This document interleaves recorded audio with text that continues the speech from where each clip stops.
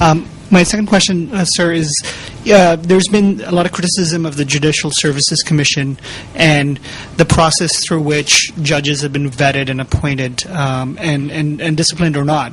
When you were vice president, a lot of these things were going on. What do you feel like Maldives has made significant improvements in its justice system since becoming a democracy 3 years ago, or in 2008? Or do you feel like that's a largely unaccomplished part of the democratization of the country? How comfortable do you feel that the judiciary is independent and impartial? You see, no institutions of government today are perfect. Our democracy is very young, and so there are improvements that have to be made in the executive branch. The presidency wasn't functioning as it should be functioning, and there were problems within the executive branch as well, and there are also similar problems in the legislative branch.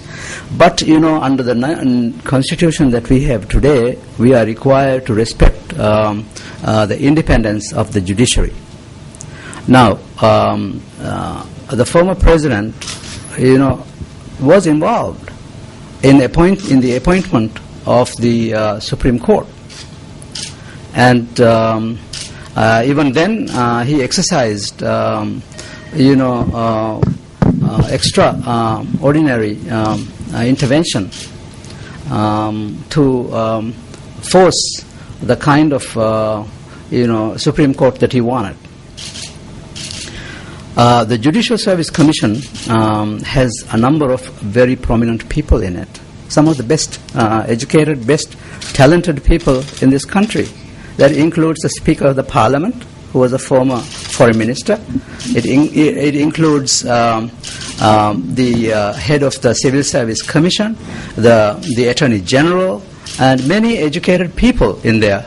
Why do we think that one person who is heading the executive branch knows much better than all these other people who are already there in the judiciary and who have the functional and legal responsibility to take action? It is very difficult to justify intervention by the executive, head of the executive branch in the judiciary and threaten the judiciary of its abolition. Threats were made to abolish the lower courts entirely and to reconfigure High Court and the Supreme Court, which he himself established. By doing that, you create the fear and instability and insecurity that goes with their jobs. And this was a huge threat to the judiciary. I don't say that judiciary is perfect. There are things that have to be improved, but there is a process that is laid out. There is a mechanism for that. I advise the President that we have to be patient and not engage in extra constitutional activities. None of your countries will tolerate head of state ordering the military to snatch a court judge, chief judge, and take him off to an undisclosed location without access to lawyers. In a democracy, this is unheard of. Nobody thinks about these things anymore. So it's really unacceptable. There have been a series of actions by the President that undermine the Constitution and that tantamount to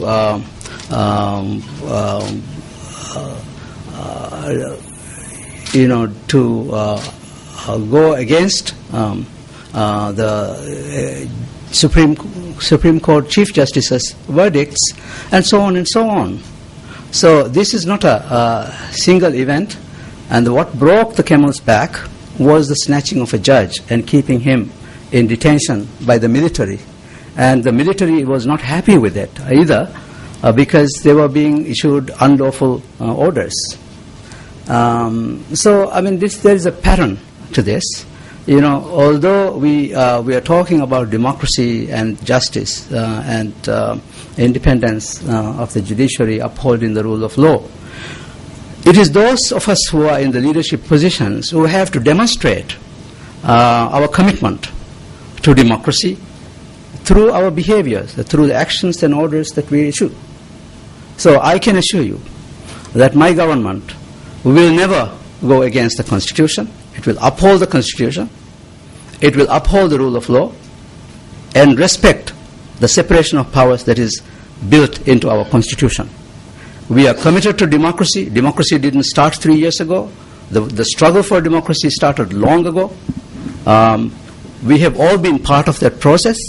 Mr. Nasheed is not the only one who brought democracy to this country. Of course, he was the most militant one and most famous one.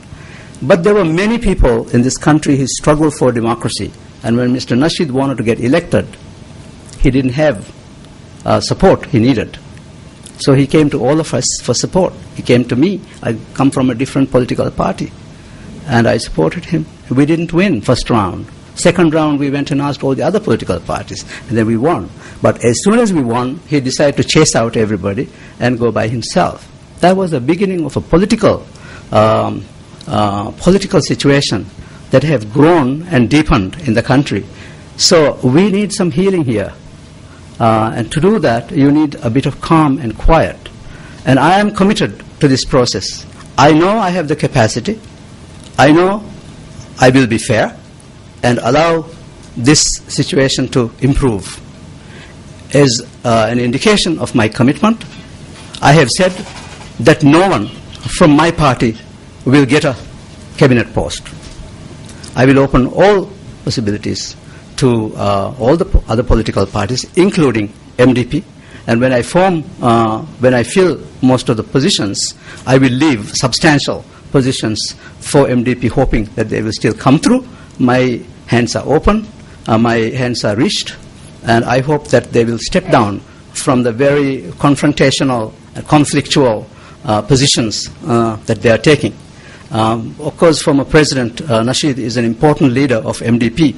He is not the only leader of MDP. There are constitutionally elected leaders in that party who are silent at the moment.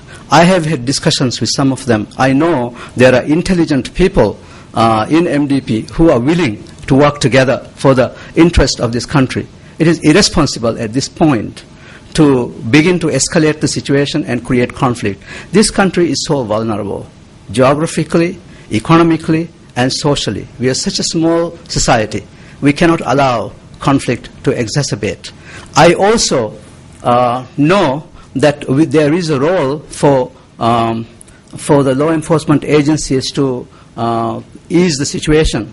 I don't approve of the kind of confrontation that went on the other day.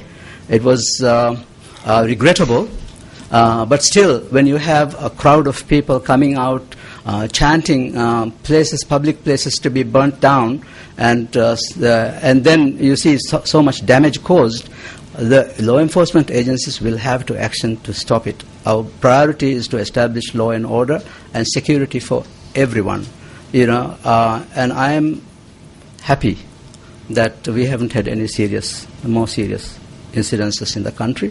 I can assure you we will do everything possible to keep the situation under control, to maintain a law and order situation. So that's really, I must have given a very long answer to a very short question.